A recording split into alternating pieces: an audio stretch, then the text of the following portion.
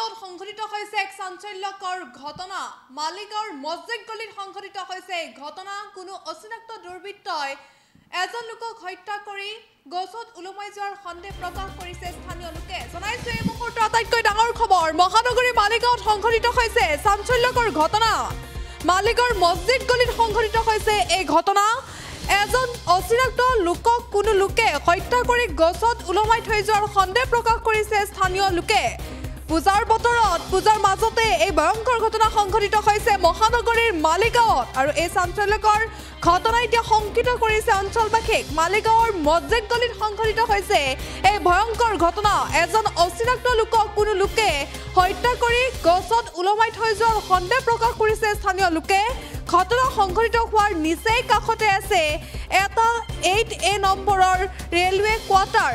আৰু ৰেলৱে কোৱাৰ্টাৰৰ কাষতে সংঘটিত হৈছে এই ভয়ংকৰ ঘটনা। কোৱাৰ্টাৰত থকা ভাৰত ৰাভা নামৰ লোক এজনে প্ৰত্যক্ষ কৰি জালুকবাৰী আৰক্ষীক খবৰ দিয়ে। বৰ্তমান আৰক্ষী উপস্থিত হৈ তদন্ত আৰম্ভ কৰিছে। মহানগৰীৰ মালিগাঁৱত চাঞ্চল্যকৰ ঘটনা সংঘটিত হৈছে। মালিগাঁৱৰ মছজিদ গলিত সংঘটিত হৈছে এই ভয়ংকৰ ঘটনা। পূজাৰ মাজতে এই ভয়ংকৰ ঘটনা সংঘটিত হৈছে। অঞ্চলজুৰি এতিয়া চাঞ্চল্যকৰ পৰিৱেশে বিৰাজ কৰিছে। এজন অচিনাক্ত লোকক কোনো লোকে হত্যা কৰি গছত ওলমাই থৈ যোৱাৰ সন্দেহ প্ৰকাশ কৰিছে স্থানীয় লোকে। ৰেলৱে কোৱাৰ্টাৰৰ সন্মুখত সংঘটিত হৈছে এই ভয়ংকৰ ঘটনা। সংঘটিত হোৱা নিচেই কাষতে আছে 8A নম্বৰৰ এটা ৰেলৱে কোৱাৰ্টাৰ। কোৱাৰ্টাৰত থকা ভাৰত ৰাভা নামৰ লোক এজনে প্ৰত্যক্ষ কৰি জালুকবাৰী আৰক্ষীক খবৰ দিয়ে। বৰ্তমান আৰক্ষী উপস্থিত হৈ তদন্ত আৰম্ভ কৰিছে। পূজাৰ মাজত এই নৃশংস ঘটনা সংঘটিত হৈছে মহানগৰীৰ জালুকবাৰীত সংঘটিত হৈছে এই ভয়ংকৰ ঘটনা। মালিগাঁৱৰ মছজিদ গলিত সংঘটিত হৈছে এই ভয়ংকৰ ঘটনা। এজন অচিনাক্ত লোকক কোনো লোকে হত্যা কৰি গছত ওলমাই থৈ যোৱাৰ ঘটনা সংঘটিত হৈছে। এয়া সন্দেহ প্ৰকাশ কৰিছে স্থানীয় লোকে। ঘটনা সংঘটিত হোৱা নিচেই কাষতে আছে 8A নম্বৰৰ এটা ৰেলৱে কোৱাৰ্টাৰ।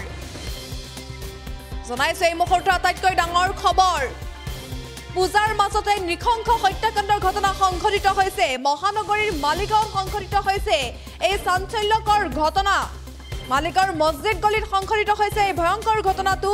এজন অচিনাক্ত লোকক কোনো লোকে হত্যা কৰি গছত ওলমাই থৈ যোৱাৰ ঘটনা পোহৰলৈ আহিছে। স্থানীয় লোকে সন্দেহ প্ৰকাশ কৰিছে এনে ঘটনা কোনোবাই সংঘটিত কৰিছে। এই ভয়ংকৰ ঘটনাই জোকাৰি গৈছে মহানগৰীত এটাৰ পাছত আনটোকৈ এতিয়া হত্যাকাণ্ডই জোকাৰি গৈছে। আৰু মহানগৰীৰ মালিগাঁৱত এই চাঞ্চল্যকৰ ঘটনা সংঘটিত হৈছে। ৰেলৱে কোৱাৰ্টাৰৰ সন্মুখত সংঘটিত হৈছে এই ভয়ংকৰ ঘটনা সংঘটিত হোৱা নিচেই কাষতে আছে 8A নম্বৰৰ এটা ৰেলৱে কোৱাৰ্টাৰ। ৰেলৱে কোৱাৰ্টাৰত থকা ভাৰত ৰাভা নামৰ লোক এজনে প্ৰত্যক্ষ কৰি জালুকবাৰী আৰক্ষীক খবৰ দিয়ে। বৰ্তমান আৰক্ষী উপস্থিত হৈ তদন্ত আৰম্ভ কৰিছে। কোনে কেনেদৰে হত্যা কৰিলে সেই তথ্য কিন্তু পোহৰলৈ অহা নাই। আৰক্ষীৰ তদন্তৰ পাছতহে পোহৰলৈ আহিব সমগ্ৰ ঘটনাৰ তথ্য। মোৰ নাম ভাৰত ৰাভা। মোৰ কোৱাৰ্টাৰ নম্বৰটো 8A ৱেষ্ট মালিগাঁও। মোৰ তাৰমানে ৰাতিপুৱা গোন্ধ পাইছে। গোন্ধ পাওঁতে আমি ভাবিছোঁ নিগনি মৰিছে নে হেৰি মৰিছে, এই আপোনাৰ মেকুৰী এনে গোন্ধাই আছে। তাৰপিছত আমিতো পিছফালে নাযাওঁৱে, তাৰপৰা আমি আকৌ জংঘল চাফা কৰাৰ কাৰণে হাজিৰা লগাইছিলোঁ। হাজিৰা লগাওঁতে তেওঁ জংঘল চাফা কৰি দেখিলে আম গছৰ পিছফালে, এই নালাৰ কাষত আছে আম গছডাল, তাতে তাৰমানে মানুহ এটা বান্ধি থৈ দিছে। এইটো সেইবিলাক আমি ক'ব নোৱাৰোঁ। সেনেকুৱাই হ'ব কিবা এটা, কিন্তু কি হৈছে আমি ক'ব নোৱাৰোঁ। আমাৰ মতে আৰু এতিয়া সেনেকুৱাই কিবা, তাৰমানে পুলিচ ছাৰে কোৱাৰ পিছত কৈছে 4-5 দিনৰ কেছ। আজি ইমান দিন হৈছে যদি আমি কেতিয়াবাই গোন্ধ পালোঁ এই গৰমত, কিন্তু আজিহে পাইছোঁ গোন্ধটো। এতিয়া কেনেকুৱা কি হৈছে আমিতো ক'ব নোৱাৰোঁ, নাজানো। বাকী এতিয়া আৰক্ষী আহিছে লৈ যাব। ক'ব নোৱাৰোঁ এতিয়া কি আৰক্ষীক খবৰ দিয়া হৈছে। ৱেষ্ট মালিগাঁও হয়, মানে আমাৰ ৰেলৱে কোৱাৰ্টাৰ 8A বোলা হয়। 8A মানে মই ডিউটিৰ পৰা আহিছোঁ আগতে দেখিলোঁ মানুহ বহুত ধুমুহাৰে পুলিচ আহিছে এতিয়া মোৰ কাষৰ এজনে মোক কৈছে ৰাভাৰ কোৱাৰ্টাৰ এনেকুৱা এটা আহি হৈছে ছাইডত মানে বডি এটা ওলমি আছে সেইটো মই লগে লগে চাব আহিলোঁ আৰু মই কি হ'ল বুলি দৌৰি আহিলোঁ মোৰ পৰা মই